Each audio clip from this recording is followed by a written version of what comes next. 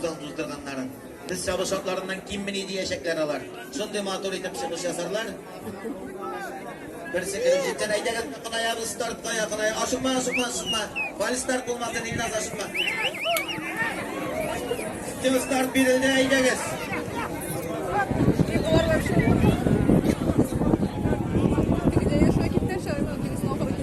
Bularning ide gitüler ezrek.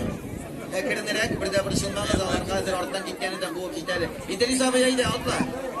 İlnaz bizning buna hazır oldan bara startına bir yaxşı oldu bu at bizning. Akvatoriya qo'shamoqli ish yoshlik at. Qirlay xo'jalig'idan. Buna otlarni ichiga ketib suzildilar. Tege başta ezerek kurulup to'xtab qolganlari da var. Bizning endi oldan borishi otimiz. Bunu yapıp kuruluşga kelib yetdi.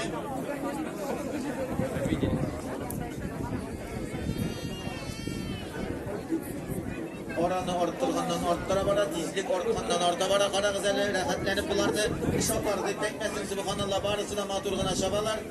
Gördünüz mü içi gidip tuzağın ko'tarildi, ayak basuvlardagi şaşken vaqtdagi şekilde. Nerede finish degildi, turusuna çıktılar atlar.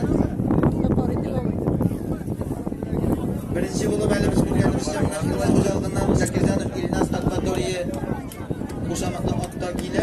2-nomer ostida chiqish yasaydi. Молодец. İkinci bo'lib 6-nomer, 3-chi bo'lib 8-nomer. 4-chi bo'lib 1-nomer ham 5-chi bo'lib 13-nomer. 13-nomer Kapitonov Bektovdan. Mana bizning ortdan qo'zg'algan otlarda kiydilar. Tegilar ikki sonda. Mana yangadan aydagidaja kelib bitimiz.